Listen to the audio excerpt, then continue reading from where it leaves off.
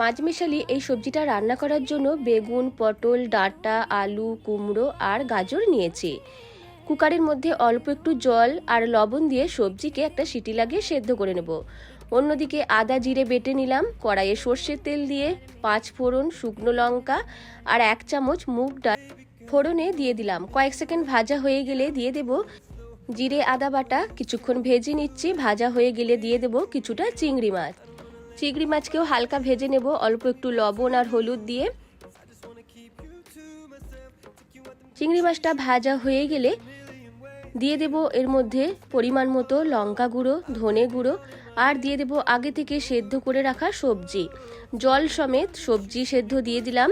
সব কিছুকে কিছুক্ষণ 1 মিনিট মতো নাড়াচাড়া করে নিয়ে লো ফ্লেমে ঢেকে কিছুক্ষণ রেখে দিয়েছিলাম। তারপর মাখা মাখা হয়ে গেলে দিয়ে দিলাম পরিমাণ মতো চিনি। নাড়াচাড়া করলেই রেডি তরকারি।